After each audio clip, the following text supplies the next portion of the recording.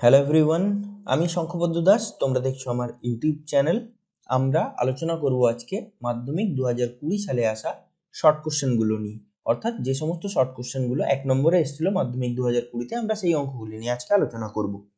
চলো তাহলে সময় নষ্ট না করে শুরু করে দেওয়া যাক। দেখো, প্রথম একের দাগের যে অঙ্কগুলো আছে সেগুলো হচ্ছে গিয়ে 4টে অপশনের মধ্যে থেকে যে কোনো একটা সঠিক অপশন আমাদেরকে বেছে নিতে বলা হয়।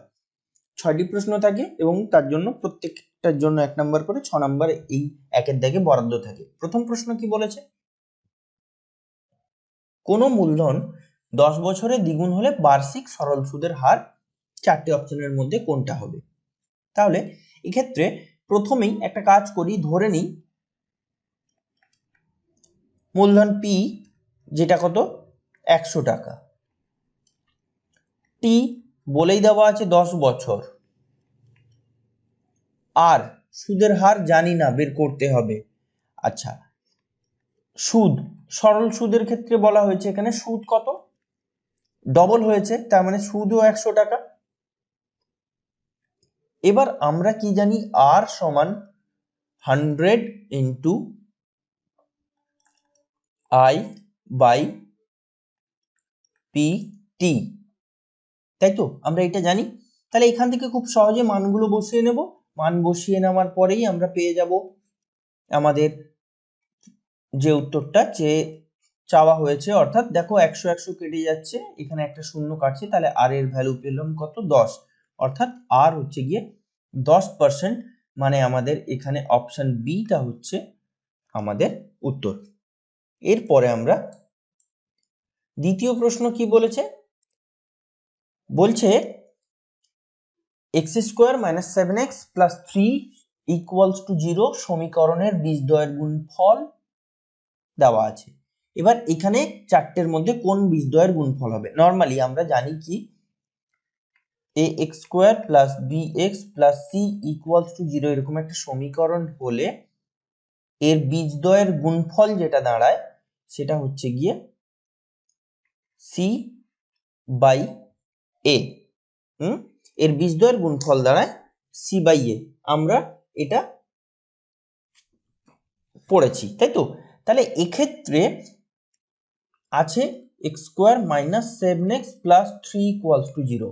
এখানে c/a, তার মানে এখানে c কত, এখানে c হচ্ছে গিয়ে 3/a বলতে x² এর সহগ সেটা কত 1, তার মানে এখানে বের হচ্ছে কত 3। তাহলে অপশন 3 মানে c হচ্ছে আনসার। আশা করি বোঝাতে পারলাম। এরপরে দেখো পরের অঙ্কটা কি বলেছে, বলছে ও কেন্দ্রীয় বৃত্তের AB ও CD জ্যা দুটি পরস্পর সমান। এ ও বি 60 ডিগ্রি হলে COD এর মান কত? তাহলে ধরো এটা একটা ও কেন্দ্রীয় বৃত্ত, আর এর দুটো জ্যায়ের কথা বলা হয়েছে, এই দুটো জ্যায়ের কথা বলা হয়েছে। ধরো একটা জ্যা AB আর একটা এরকম CD জ্যা রয়েছে, AB আর CD সমান। এখানে বলে দেওয়া হয়েছে ধরো এ ও বি, এই কোণটা কত 60 ডিগ্রি। তাহলে আমাদের জানতে চাওয়া হয়েছে কি,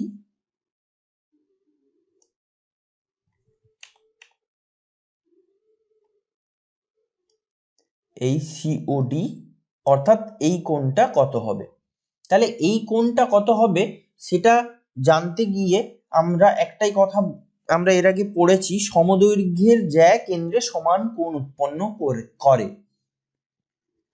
আমরা একটা উপপাদ্যে পড়েছি, সমদৈর্ঘ্যের জ্যা কেন্দ্রে সমান কোণ উৎপন্ন করে, তাই তো? এখানে যেহেতু এবি আর সিডি দুজনেই সমান, তাহলে এরা কেন্দ্রে যে পরিমাণ কোণ উৎপন্ন করবে তারাও সমান হবে। তাহলে এটার অপশন হয়ে যাবে অপশন বি 60 ডিগ্রি। এরপরে আমরা চলে যাব 4-এর দাগের অঙ্ক। 1-এর 4-এর দাগের অঙ্ক কি বলছে একটু দেখি। 1-এর 4-এর দাগের বলছে দুটি লম্ব বৃত্তাকার শঙ্কুর আয়তনের অনুপাত 1:4, তাদের ভূমির ব্যাসার্ধের দৈর্ঘ্যের অনুপাত 4:5 হলে তাদের উচ্চতার অনুপাত কত? আচ্ছা, এখানে দেওয়া আছে, ধরি তাদের ব্যাসার্ধ যথাক্রমে R1 ও R2, উচ্চতা যথাক্রমে H1 ও H2। আচ্ছা, এই দুটো আমরা ধরে নিলাম। এবার বলছে তাহলে প্রশ্নানুযায়ী কি বলেছে, 1/3, দেখো প্রথম লম্ববৃত্তাকার সমগ্র আয়তন কি, pi 1/3 pi R1 square H1 by 1/3 pi R2 square H2। এই অনুপাতটা কত দেওয়া আছে, 1/4। এখান থেকে দেখো 1/3 পাই 1/3 পাই কেটে যাচ্ছে। এবার যা আছে সেটাকে যদি আমি একটু সাজিয়ে লিখতে পারি এইটা ইনটু H1/H2 সমান 1/4। আবার দেখো এই R1/R2 মানে হচ্ছে কি তাদের ভূমিতলের ব্যাসার্ধের অনুপাত। এই ব্যাসার্ধের অনুপাত আমাদের দেওয়া আছে 4:5 মানে 4/5। তাহলে আমরা বলতে পারি 4/5 এর হোল স্কোয়ার ইনটু H1/H2 সমান 1/4। এবার তাহলে কি জিনিসটা দাঁড়াচ্ছে, এখান থেকে H1/H2 আমরা বলতে পারি 1/4 ইনটু এটা 25/16, তাহলে জিনিসটা দাঁড়ালো 25/64 মানে হচ্ছে 25:64। তাহলে এটা আনসার, যেটা অপশন ডি। ওকে, এরপরে আমরা 5 দাগের অঙ্ক কি বলছে একটু দেখি। 5 দাগের অঙ্ক বলছে sine theta minus cos theta বলে দেওয়া আছে 0 এবং sec theta plus cosec theta সমান যদি এক্স হয় তাহলে বলছে গিয়ে এক্স এর মান কত হবে। আর বলা আছে কি sign theta minus cos theta সমান 0, এখানে বলা আছে 0 ডিগ্রি 90 ডিগ্রি এটার মধ্যে আছে, তাই তো। তাহলে এখান থেকে আমরা কি বলতে পারি, সাইন থিটা সমান কস থিটা। সেখান থেকে আমরা বলতে পারি পূরক কোণের কোণানুপাত ব্যবহার করে এটাকে আমরা বলতে পারি যে cos থিটা মানে sin 90 ডিগ্রি মাইনাস থিটা। দুটো দিক থেকে থিটাকে যদি ক্যান্সেল করি, মানে থিটা রেখে বাকি সাইনটাকে যদি আমরা ক্যান্সেল করি তাহলে এই জিনিসটা পাই, ওখান থেকে 2 থিটা সমান 90 ডিগ্রি, থিটা সমান 45 ডিগ্রি। তাহলে আমরা কি পাচ্ছি, থিটা সমান 45 ডিগ্রি। এবার যদি থিটা 45 ডিগ্রি হয় তাহলে কি বলবো, sec theta plus cosec theta সমান এক্স দেওয়া আছে। এখানে থিটা যদি 45 বসাই তাহলে এটা সেক 45 ডিগ্রি আর এটা হয়ে যাবে কোসেক 45 ডিগ্রি সমান এক্স। সেক কোসেক দুটো 45 ডিগ্রির ভ্যালু হচ্ছে গিয়ে √2। তাহলে আমরা এক্স সমান বলতে পারি কত, 2√2, যেটা অপশন ডি আনসার। ওকে, নেক্সট 5 দাগের পরে 6 দাগের অঙ্ক, একের লাস্ট যে অঙ্কটা সেটা কি বলেছে, একটা সংখ্যাগুরু মান, এই অঙ্কটার সংখ্যাগুরু মান কি হবে। আচ্ছা, এই অঙ্কটার সংখ্যাগুরু মান বলতে আমরা কি বুঝি, সংখ্যাগুরু মান হচ্ছে কি একটা ক্রমিক যে মানে তথ্য দেওয়া আছে তার মধ্যে যে তথ্যটা সব থেকে বেশি বার এসছে সেটাই তাহলে সংখ্যাগুরু মান। এক্ষেত্রে এই অঙ্কের ক্ষেত্রে দেখো 8 সংখ্যাটা সব থেকে বেশি বার অর্থাৎ 4 বার এসছে, ঠিক আছে। তাহলে এর সংখ্যাগুরু মান কত, এর সংখ্যাগুরু মান 8 এবং এটাই এর আনসার। ওকে, এরপরে চলে যাব 2 দাগের অঙ্ক। 2 দাগের অঙ্ক হচ্ছে শূন্যস্থান পূরণের অঙ্ক, অর্থাৎ এই অঙ্কে আমাদেরকে শূন্যস্থান পূরণ করতে হবে। 6টা প্রশ্ন থাকে, যে কোনো 5টা করতে হবে, প্রত্যেকটার মান 1। এখানে বলছে আনিসুর 500 টাকা 9 মাসের জন্য এবং ডেভিড 600 টাকা 5 মাসের জন্য একটি যৌথ ব্যবসায় নিয়োজিত করে, তাদের লভ্যাংশের অনুপাত কি হবে।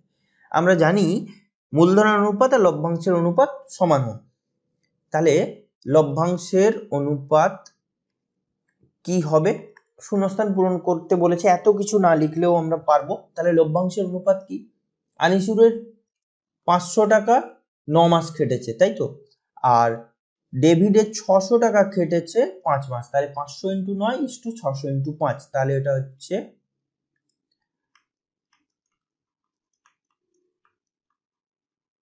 এই কাটাকুটি যদি করি আমি, শূন্যগুলো কেটে যাবে, দেখো 15 3 15 2, তাহলে 3:2। তাহলে শূন্য স্থানে কি বসাবো আমরা, 3:2, এবং এটা হচ্ছে গিয়ে আমাদের উত্তর। পরের অঙ্ক 2 2 বলছে ax² + 2bx + c = 0 দ্বিঘাত সমীকরণের বীজদ্বয় বাস্তব ও সমান হলে b² সমান ড্যাশ হবে। আমরা কি জানি ax² + bx + c = c এর ক্ষেত্রে b² সমান 4ac হলে বীজদ্বয় সমান হয়, কিন্তু এখানে একটু প্রবলেম আছে। এখানে কি বলছে bx এর বদলে এই মাঝখানে এই bx এর বদলে দেখো 2bx দেওয়া আছে, তাহলে সূত্রটাও এক্ষেত্রে পাল্টে যাবে একটুখানি। এখানে এই দেওয়া আছে, তাহলে আমরা bx এর বদলে আমরা 2b এর হোল স্কয়ার সমান 4ac বসাবো, তাই তো? তাহলে 4b² সমান 4ac, বোথ সাইড থেকে যদি b মানে 4 4 বাদ পড়ে যায় তাহলে পড়ে থাকবে b² সমান ac, তাহলে b² শূন্য স্থানে কি বসবে? ac। এইটা হয়ে যাবে আমাদের এই প্রশ্নের উত্তর। এরপরে আমাদের একটা শূন্যস্থান পূরণ আছে। কি জিজ্ঞেস করছে? বলছে দুটি কোণের সমষ্টি ড্যাশ হলে তাদেরকে পরস্পর সম্পূরক বলা হয়। আমরা পড়ে এসেছি দুটো কোণ যদি দুই সমকোণ বা 180 ডিগ্রি হয় তাহলে তাদেরকে পরস্পর সম্পূরক কোণ বলা হয়। দুটি কোণের সমষ্টি 180 ডিগ্রি, তাহলে আমরা সেটাই লিখব 180 ডিগ্রি বা দুই সমকোণ। কেউ যে কোনো একটাও যদি উত্তর লিখে আসো তাহলেও সেটা হয়ে যাবে তার সঠিক উত্তর এবং সে পুরো নাম্বারই পাবে। 180 ডিগ্রি লিখলেও পুরো নম্বর পাবে, আবার দুই সমকোণ লিখলেও পুরো নম্বর পাবে। চলে যাই পরের প্রশ্ন। পরের প্রশ্ন বলছে সাইন থিটা এর সর্বোচ্চ মান ড্যাশ। এক্ষেত্রে আমরা কি জানি? সাইন থিটা আমাদের সিলেবাসে আছে থিটা 0 থেকে 90 ডিগ্রি, মানে কোণ 0 থেকে 90 ডিগ্রির মধ্যেই আমাদেরকে চিন্তা ভাবনা করতে হবে।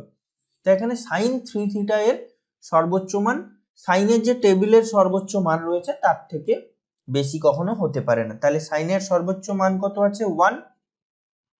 তাহলে আমরা শূন্যস্থানে কত বসাবো? 1। সাইন 3 থিটা এর সর্বোচ্চ মান তাহলে হচ্ছে 1। পরের অঙ্ক, একটি নিরেট গোলক গলিয়ে একটি নিরেট লম্ব বৃত্তাকার চোঙ তৈরি করা হলো। গোলক ও চোঙের ড্যাশ সমান হবে। দেখো, কোনো একটা আকৃতি গড়িয়ে সেম জিনিস দিয়ে যদি অন্য একটা কোনো আকৃতির কোনো বস্তু তৈরি করা হয় তাহলে সবার প্রথম যেটুকু সমান থাকে আমরা পড়েছি সেটা হচ্ছে তার আয়তন। তাহলে এই শূন্যস্থানে আমরা কি বসাচ্ছি? আয়তন।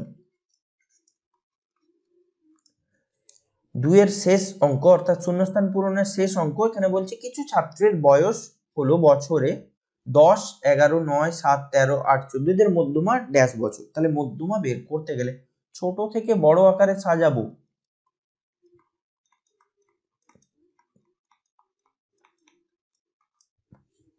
আমি ছোট থেকে বড় আকারে সাজিয়ে ফেলেছি।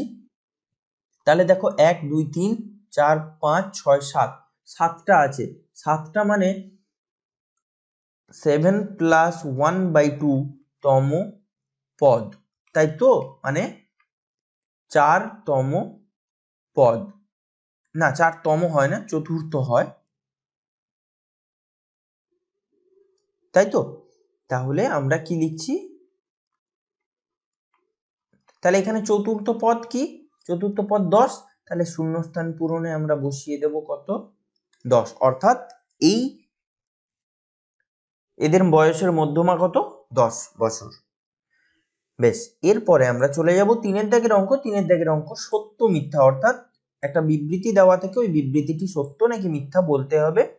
এখানেও আগের 2 দাগের মতন 5টা করতে হয়, 6টা প্রশ্ন দেওয়া থাকে। প্রথম অঙ্ক বলেছে দেখো, বার্ষিক r/2% সরল সুদের হারে 2p টাকার t বছরের সুদে আসলে হলো এত টাকা। আচ্ছা, সরল সুদের ক্ষেত্রে আমরা সুদ আসল কিভাবে বের করি? আসলটা তো আলাদা হয়, সুদ বের করে তার সঙ্গে যোগ করে দিই। তাহলে আসল কত? এখানে আসল 2p টাকা, তার সঙ্গে যোগ করব কি? সুদটা। সুদ বের করানোর সূত্র হচ্ছে সরল সুদের PTR/100। এখানে p বলতে আসল যেটা 2p, টাইম হচ্ছে t, আর হচ্ছে r/2/100। তাহলে দেখো এই 2 আর এই 2 কেটে যায়, তাহলে জিনিসটা দাঁড়াচ্ছে 2p প্লাস PTR/100। অর্থাৎ সুদে আসলে কি বেরোলো, 2p প্লাস PTR/100। দেখো এখানেও একই কথাই বলা হয়েছে, তাহলে বিবৃতিটি সত্য। ওকে, এর পরের অঙ্ক কি বলেছে, একটা 2a equals to 3b equals to 4c হলে a is to b is to c সমান 2 is to 3 is to 4 হবে বলছে বিবৃতিতে। আমরা দেখি কি হয়। দেওয়া আছে 2a সমান 3b সমান 4c, আমি ধরে নিচ্ছি k নট ইকুয়ালস 0, আমি একটা কিছু k ধরলাম, তাহলে এখান থেকে বলতে পারবো a সমান k/2, b সমান k/3, c সমান k/4। তাহলে a is to b is to c সমান কি বলবো আমরা, k/2 is to k/3 is to k/4। যেখান থেকে আমরা 2, 3 আর 4 এর লসাগু হয় 12, তাহলে k/2 into 12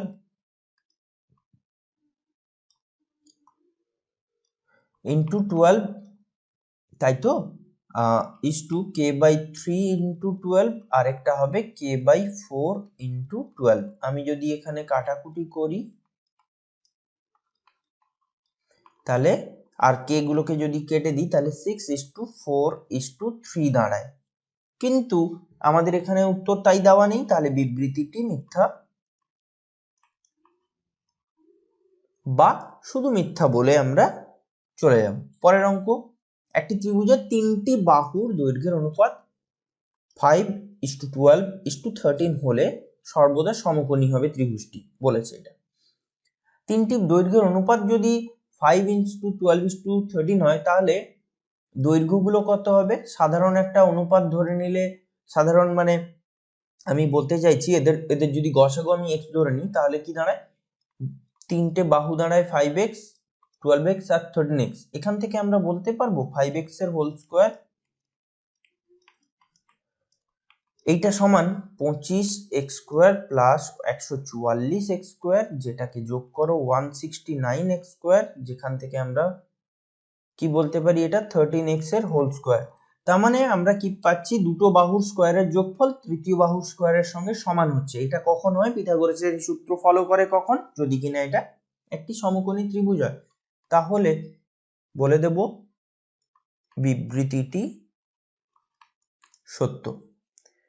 পরের অঙ্ক 4-এর দাগের অঙ্ক, 3-4 দাগের অঙ্কে বলছে একটি রশ্মির প্রান্তবিন্দুকে কেন্দ্র করে রশ্মিটিকে ঘড়ির কাঁটার বিপরীত দিকে ঘোরার জন্য উৎপন্ন কোণটি ধনাত্মক হবে। দেখো আমরা যদি একটা রশ্মি এরকম ধরে নিই, তাহলে ঘড়ির কাঁটার বিপরীত দিক বলতে এই দিকটা। ত্রিকোণমিতির ক্ষেত্রে আমরা কি জানি, ঘড়ির কাঁটার বিপরীত দিকে ঘুরলে, অর্থাৎ রশ্মিটি এই প্রথম পজিশন থেকে যদি এখন দ্বিতীয় পজিশন এমন কোথাও একটা এসে পৌঁছয়, তাহলে যে কোণটা তৈরি হবে সেটা ধনাত্মক কোণ তৈরি হবে। এটা আমরা শিখেছি ত্রিকোণমিতির, তাই এই বিবৃতিটি সত্য। পরের অঙ্ক 5-এর দাগের অঙ্ক, এখানে কি বলবো, n যদি যুগ্ম সংখ্যা হয় তবে মধ্যমা হবে n/2 তম ও n/2 - 1 তম পর্যবেক্ষণের গড়। মিথ্যা। কেন মিথ্যা, আমরা পড়েছি তো n/2 তম এবং n/2 + 1 তম পর্যবেক্ষণের গড়,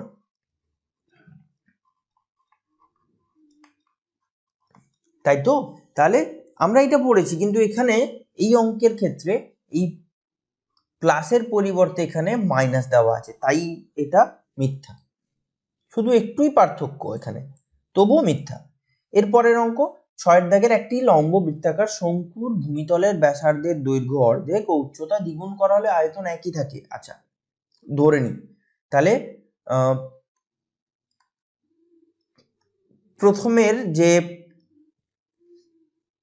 ব্যাসার্ধ সেটা r যদি হয়, উচ্চতা যদি h হয়, তাহলে তার আয়তন কি হয়, লম্ব বৃত্তাকার শঙ্কু, তাই তো। তাহলে 1/3 πr² h। আর দ্বিতীয় ক্ষেত্রে দেখো ব্যাসার্ধকে অর্ধেক করা হয়েছে, তাহলে ব্যাসার্ধ অর্ধেক, উচ্চতা কত দ্বিগুণ করা হয়েছে, তাহলে 2h, তাহলে এক্ষেত্রে হবে 1/3 পাই r/2 এর হোল স্কোয়ার ইন্টু h বলতে 2h, তার মানে কি দাঁড়ায় 1/3 পাই r²/4 ইন্টু 2h। তাহলেও দেখো কি দাঁড়াচ্ছে 1/3 পাই r²h আর বাই 2, এই নিচের 2টাকে বাই 2 বা 1/2 লিখবো। তাহলে দেখো দুটো আলাদা হয়ে যাচ্ছে, তাহলে এই যে বিবৃতিটা এটা কিন্তু সত্য নয়, তাহলে এটা মিথ্যা। বেশ, এই ছিল 2020 সালের যে সমস্ত শর্ট কোশ্চেনগুলি এসছে সেগুলোর উত্তর। আশা করি তোমরা বুঝতে পেরেছো। ভিডিওটিকে লাইক করো যদি বুঝতে পেরে থাকো, বন্ধুদের সাথে শেয়ার করো। চ্যানেলটিকে সাবস্ক্রাইব না করে থাকলে এখনো চ্যানেলটিকে সাবস্ক্রাইব করো আর বেল আইকনটিকে প্রেস করে দিও, যাতে করে পরের ভিডিওর নোটিফিকেশন সবার প্রথম তোমাদের কাছে পৌঁছায়।